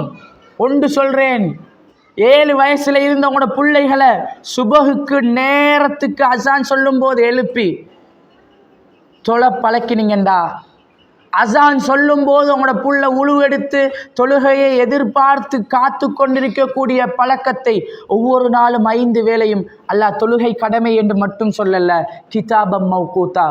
தொழுகை என்பது நேரம் குறிக்கப்பட்ட கடமை. அமல்களிலே சிறந்த அமல் எதுன்னு கேட்கிற நேரம் ரசூலுல்லாஹ் சொன்னது தொழுகை என்று அல்ல, அஸ்ஸலாத்து அலா வக்திஹா, ஆரம்ப நேரத்து டைமுக்கு தொழுகிற தொழுகை. புரியுதா? மஹரிபுக்கு 5:50க்கு பாங்கண்டா 5:40க்கு அசர் தொழுகிற தொழுகை அல்ல. சரி, அசருக்கு 3:20க்கு அசான்டா 3:10க்கு தொழுகிற லுகர் அல்ல. அசான் சொன்ன உடனே ஆரம்ப நேரத்தில் நேரத்துக்கு தொழப்படும் தொழுகை. இந்த ஒரு பழக்கத்தை உங்களோட பிள்ளைக்குள்ள உருவாக்குங்க. பிள்ளை நேரத்துக்கு வேலை செய்யக்கூடிய அந்த பழக்கத்தை பெற்றுக்கொள்ளும். இப்படி இஸ்லாத்தை சரியாக செய்தால், மார்க்கத்தை சரியாக கடைபிடித்தால், நாங்கள் இன்றைக்கு உலகத்தில் எத்தனையோ செலவழித்து தனியாக செஞ்சு கொண்டு படித்து கொடுக்குற பல விஷயங்களுக்கு தீர்வு இங்கேயும் இருக்குது. இங்கேயே எல்லாமே இருக்குது உண்மையாக சரியாக நாம் கொடுத்தால். அதனால் இன்றைய தினம் இன்னொரு முக்கியமான விஷயத்தை சொல்லி நிறைவு செய்கிறேன். இன்றைக்கு இந்த டிசம்பர் காலம் சரியா, அதிகமான பாலர் பாடசாலைகளில் என்ன நடக்குது, சின்ன பிள்ளைகள்ட இந்த நர்சரி கான்சர்ட் நடக்கும். இப்போ உங்களோட ஊர்களில் எப்படின்னு எனக்கு தெரியாது, ஏன்னா பெரும்பாலும் இஸ்லாமிய ஆசிரியர்கள் இருக்கக்கூடிய முஸ்லீம் பாலர் பாடசாலைகள் இருக்குது. இப்போ நாங்கள் இருக்கிற பகுதிகளில், கொழும்பு பகுதிகள் எல்லாம் பார்த்தால் குவாலிட்டி சரி, நல்ல படிப்பு அப்படி என்று நாங்கள் என்ன செய்கிறோம், ஒரு நர்சரியை தெரிவு செய்து போடுகிறோம். அப்படி போடும்போது நிறைய பேர் ஒன்றை கவனிக்க தவறுறோம். போடலாம், எங்கேயும் போடலாம். ஆனால் அந்த இடத்தில் மார்க்கத்துக்கு முரணான விடயங்கள் நடக்கும்போது என்ன செய்யணும், நாம் தவிர்த்து கொள்ளணும், ஒதுங்கி இருக்கணும். எங்களோட குடும்பத்தில் ஒரு கல்யாணம் நடக்குது, சரி, அப்போ அந்த கல்யாண வீட்டில் இருக்கலாம், குடும்பத்தோடு இருக்கலாம். திருமண மண்டபத்தில் ஆண் பெண் எல்லாம் கலந்து ஒன்றா இருந்தால், மார்க்கத்துக்கு முரணானது நடந்தால் நாம் என்ன செஞ்சு கொள்வோம், தவிர்த்து கொள்வோம். சரியா?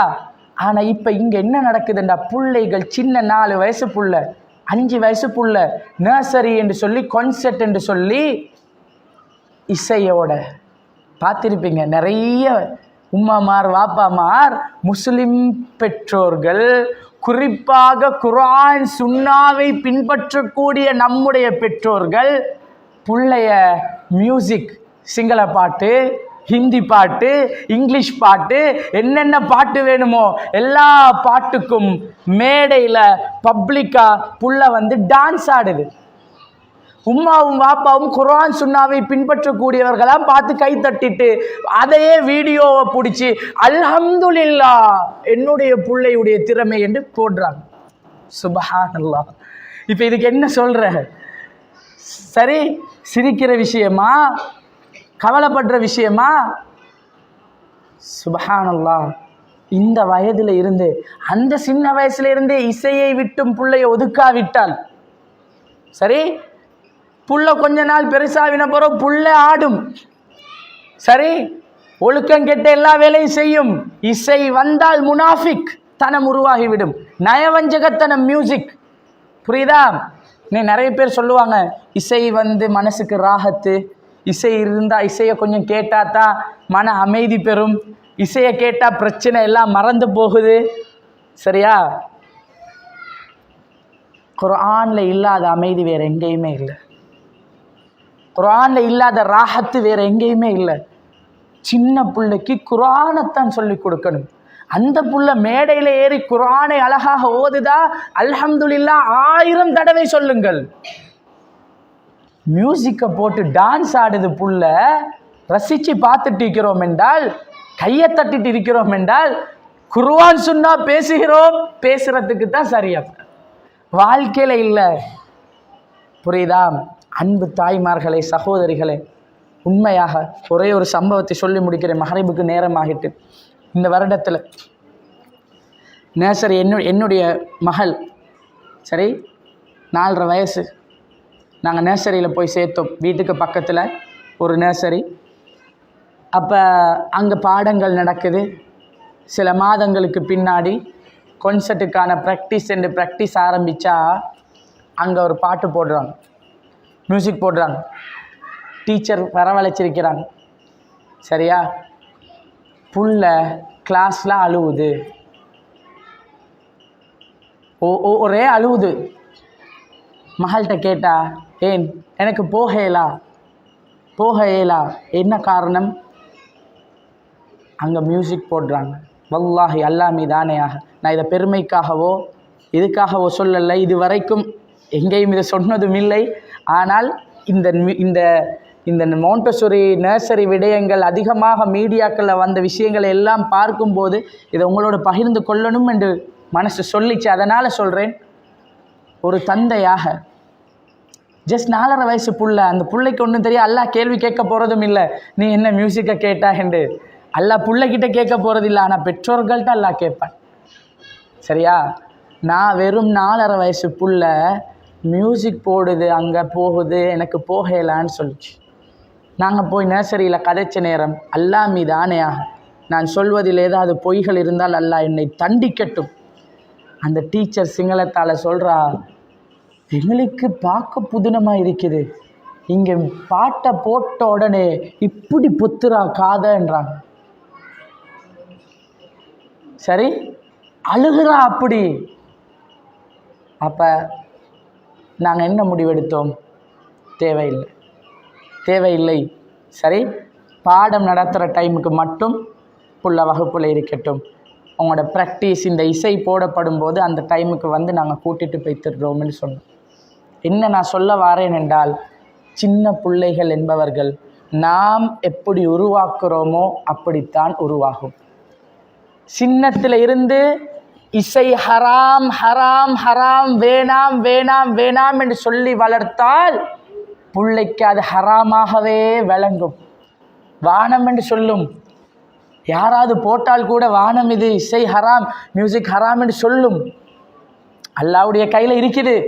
சில பிள்ளைகளுக்கு எவ்வளவு சொன்னாலும் கேட்காது, அது அல்லாஹ்வுடைய கையில். அது துஆவால் மாற்றிக்கொள்ளணும், அல்லாஹ் கிட்ட கேட்கணும். என்ன சொல்ல வர்றேன் என்றால், பெற்றோர்களுக்கு இதில் கவனம் போதாமல் இருக்குது. சரி, திரைப்படங்கள் பார்க்கக்கூடிய விஷயத்திலும் அப்படித்தான். நாம் சின்னத்திலிருந்து சீரியலும் திரைப்படங்களும் திரை நாடகங்களும் வீட்டில் போயிட்டே இருந்தா புள்ள அதுக்கு பிறகு அடுத்தது எங்கே போகும்? சினிமாவில் அரை நிர்வாணத்தை பார்க்கக்கூடிய புள்ள, 10 வயசில் அரை நிர்வாணத்தை பார்க்கக்கூடிய புள்ள, அசிங்கத்தை பார்க்குற புள்ள 13 வயசில் ஆபாசத்தை பார்க்கும். முழு நிர்வாணத்தை ஃபோனில் அடித்து தேடும். அப்படி தேடின பின்னாடி நாம் போய்த்து அழுந்து கவுன்சிலரை பிடிச்சி அதுக்கு பிறகு கஷ்டப்பட்டு அழுது வேதனைப்பட்டு நொந்து போவதை விட ஆரம்பத்திலிருந்தே பிள்ளைகளை சரியாக இந்த மார்க்க விடயத்தில், ஒழுக்க விடயத்தில், குர்ஆன் ஹதீஸுடைய அறிவை கொடுப்பதில் சரியாக நாம் உருவாக்கி கொண்டு விட்டோம் என்றால் பிள்ளைகளுடைய வாழ்க்கையில் மிகப்பெரிய ஒரு மாற்றத்தை உருவாக்கலாம். இதுதான் இந்த சமுதாயத்தில் தாயினுடைய மிகப்பெரிய பொறுப்பு. மறுமையிலே அல்லாஹு தாலா உங்களை எழுப்புவான். சகோதரிகளே, தாய்மார்களே, கடைசியாக நான் சொல்லி முடிக்கிறேன். நீங்கள் இந்த உலகத்தை விட்டும் பிரிந்த பின்னாடி மறுமையில் எழுப்பாட்டப்படுவீர்களா இல்லையா? இங்கே உள்ள எல்லாரும் அதை நம்புறீங்களா இல்லையா? நாங்கள் மறுமையில் எழுப்பாட்டப்படுவோம், அல்லாஹ் எங்களிடத்திலே கேள்வி கேட்பான், நம்புகிறோமா இல்லையா? இந்த நம்பிக்கையில் நாம் ஒன்றை மறந்துடக்கூடாது. பிள்ளைகளை அல்லாஹ் தந்திருந்தால் குல்லுக்கும் ராஇன், நீங்கள் ஒவ்வொருவரும் பொறுப்புதாரிகள். வகுல்லுக்கும் மஸ்ஊலுன் அன் ரஇயத்திஹி, இந்த பொறுப்பை பற்றி, ஒவ்வொரு பொறுப்பை பற்றியும் ஒவ்வொருவரும் விசாரிக்கப்படுவார். தாயுடைய பொறுப்பு பிள்ளைய வளர்க்கிறது என்றால் தந்தைக்கும் பொறுப்பு. தந்தைகள் இல்லை என்றதால நான் அதை சொல்லல, தாய்க்குரிய பகுதியை மட்டும் சொல்றேன். உங்களுடைய பிள்ளையை பற்றி அல்லாஹ் கேட்கும்போது ஒவ்வொருவராக உங்களுக்கிட்ட அல்லாஹ் கூப்பிட்டு உங்களுடைய பிள்ளைக்கு மார்க்க அறிவை கொடுத்தீங்களா, பிள்ளையை எப்படி வளர்த்தீங்க என்று கேட்கும்போது, யா அல்லாஹ் ஏண்ட புள்ள PhD டாக்டரேட் முடிச்ச புள்ள, யா அல்லாஹ் ஏண்ட புள்ள இன்ஜினியரிங் முடிச்ச புள்ள, யா அல்லாஹ் ஏண்ட புள்ள MA. இதுவா அல்லாட்ட சொல்ல போற பதில்? இதுவா அல்லாவிடத்தில் நாம் சொல்ல போற பதில்? தப்பிக்க முடியாத சன்னிதானம், மறுமை படு பயங்கரமான இடம். அல்லாஹ் அர் ரஹ்மான், அளவற்ற அருளாளன். அவன் அர் ரஹீம், நிகரே இல்லாத அன்புடையவன். அல்லாஹ் மிக கோபமாக இருக்கக்கூடிய நாள் மறுமை நாள். அல்லாஹ்வுடைய அன்பை நாம் பெற வேண்டும் என்றால் இந்த உலகத்திலேயே நல்ல காரியங்களை செய்து, இந்த உலகத்திலேயே பிள்ளைகளை நல்ல பிள்ளைகளாக வளர்த்து விட்டு மறுமையில் அல்லாஹ்வை நல்லபடியாக சந்திப்பதற்கு தயாராகி கொள்ள வேண்டும். இங்கே பிள்ளைகளை சரியா வளர்க்கலையா, மார்க்க அறிவை ஒழுக்கத்தை சரியாக கொடுக்கலையா, அங்க போய் தாயாக நான் எப்படி நிற்பது? அல்லாஹ் மறுமையில் கேட்பானே, தொழுகையை சொல்லி கொடுத்தியா? குர்ஆனை தஜ்வீதுடைய முறைப்படி அழகாக ராகமாக திருத்தமாக ஓதுவதற்கு இன்றைக்கு பிள்ளைய பெரிய பெரிய டான்ஸ் கான்சர்ட்ல டான்ஸ் ஆட வைக்கிற உம்மமார் வாப்பமாருக்கு எத்தனை பிள்ளைகளுக்கு குர்ஆன்ல ஒரு 4 சூறா பாடம் என்று பார்த்தா இல்லை. ஓயல் முடிச்சிருக்குது புள்ள, இன்னும் ஒரு ஜுசு கூட ஒழுங்கா பாடம் இல்லை. சுபஹானல்லாஹ் சுபஹானல்லாஹ். புள்ளைக்கிட்ட எல்லாம் கேட்டால் நான் ப்ரொஃபஸர் ஆகணும், நான் நர்ஸ் ஆகணும், நான் பைலட் ஆகணும், நான் சாஃப்ட்வேர் இன்ஜினியர் ஆகணும், இது மட்டுமே லட்சியமாக இருக்குது. இதுவும் ஒரு லட்சியம்தான். ஆனால் இது மட்டுமல்ல லட்சியம். நான் ஒரு ஹாஃபில். எத்தனை பிள்ளைக்கு அந்த லட்சியம் வருது? நான் ஒரு ஹாஃபிலா, முழு குர்ஆனையும் மனதிலே சுமக்கக்கூடிய ஒரு பிள்ளையா மாறணும். உம்மா பாப்பா சின்னத்திலிருந்து அதை உள்ளத்தில் ஊட்டணும். நீங்கள் விரும்பணும், என் பிள்ளை ஒரு ஹாஃபிலாக உருவாக்கணும் என்று.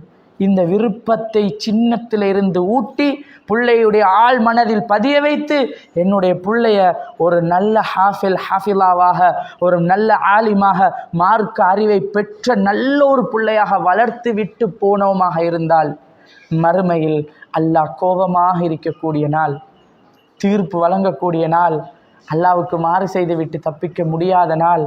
அல்லாஹ் அந்த நாளில் கூப்பிட்டு விசாரிக்கும் போது பிள்ளையை எப்படி வளர்த்தீங்கன்னு, யா அல்லாஹ் ஹாஃபிலை உருவாக்கி விட்டேன், யா அல்லாஹ் ஒரு ஆலிமை உருவாக்கினேன், யா அல்லாஹ். அன்றைக்கு அரிசியுடைய நிழல் சில பேருக்கு கிடைக்கும். அதே மாதிரி பிள்ளைகளை நல்ல முறையில் வளர்த்த பெற்றோர்களுக்கு அல்லாஹ் கௌரவப்படுத்துவான். இன்றைக்கு புள்ள ஒரு மேடையில் சர்டிஃபிகேட் எடுத்தால் எங்களுக்கு சந்தோஷம். சரி, அல்லாஹ் உங்களை கண்ணியப்படுத்தக்கூடிய அந்த நாளை கொஞ்சம் சிந்தித்து பாருங்கள். அல்லாஹ் உங்களை தனியான மேடையிலே ஏற்றி உங்களுடைய பிள்ளைகளுக்கு மார்க்க அறிவை கொடுத்ததனால், குர்ஆனுடைய இல்மை கொடுத்ததனால், பிள்ளைய ஹிஃபுல் பண்ண வச்சு ஹாஃபிலாக்களாக உருவாக்கியதால் உங்களுக்கு இன்றைக்கு தனியான ஒளியிலான மேடைகள் என்று அல்லாஹ் தனி மேடை அமைத்து பெற்றோர்களை கண்ணியப்படுத்தும் நாள். நபிமார்கள், ஷஹீதுடைய அந்தஸ்தை பெற்ற அந்த சுஹதாக்கள் அந்த பெற்றோர்களை, அந்த மேடையை அந்த ஒளியிலான மேடையை பார்த்து பொறாமைப்படுவார்களாம். இப்படி ஒரு கண்ணியம் எங்களுக்கு கிடைக்க வேண்டுமே என்று அவர்கள் நினைப்பார்களாம். சுபஹானல்லாஹ். அதனால் அல்லாஹ் தந்திருக்கக்கூடிய இந்த பாக்கியத்தை சரியாக பயன்படுத்திவிட்டு மௌத்தாகிற சந்தர்ப்பத்தில் நீங்கள் திருப்தியாக மௌத்தாகணும் என்றால், நீங்கள் மௌத்தாகின பிறகு ரப்பிர் ஹம்ஹுமா கமா ரப்பயானி சகீரா, இது வெறும் துஆ மட்டுமல்ல. ஒரு தாயுடைய 60 வயசு 70 வயசு வரைக்கும் வாழ்ந்த ஒரு உம்மாவுடைய மொத்த எதிர்பார்ப்பும் இவ்வளவு தான். 60 70 75 வயசு வரைக்கும் வாழ்ந்த ஒரு வாப்பாவுடைய மொத்த எதிர்பார்ப்பும் இவ்வளவு தான். இன்றைக்கு என்னுடைய உம்மா மௌத்தாகி அந்த தாயை, நான் மரணித்த தாயை கபரிலே அடக்கி அவர்களுக்காக நான் துவா செய்ய போகிறேன் என்றால், திரும்ப அந்த தாயை நான் சந்திக்க வேண்டுமே என்ற சிந்தனை யாருக்கு வருதோ? நீங்கள் பிள்ளைய எவ்வளோ கஷ்டப்பட்டு வளர்க்குறீங்க, எவ்வளோ அன்பு காட்டி வளர்க்குறீங்க, எவ்வளோ உயிருக்குயிராய் நேசித்து வளர்க்குறீங்க.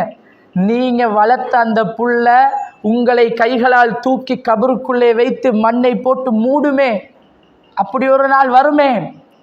அந்த நாளுக்கு முன்னாடி நான் இந்த மண்ணுக்கு கீழே இருக்கும் நாளில் என்னுடைய பிள்ளை இந்த பூமியில் வாழும்போது எனக்காக பிரார்த்திக்கக்கூடிய பிள்ளைகளாக நான் அந்த பிள்ளைகளை விட்டுட்டு போகணும். அப்படி இருந்தால் நாம் நல்ல பெற்றோர்கள், இந்த உலகத்தை சரியாக பயன்படுத்திய பெற்றோர்கள். அப்படிப்பட்ட நல்ல பெற்றோர்களாக, நல்ல தாய்மார்களாக வல்லவன் ரஹ்மான் அனைவரையும் ஆக்கி அருள வேண்டும்.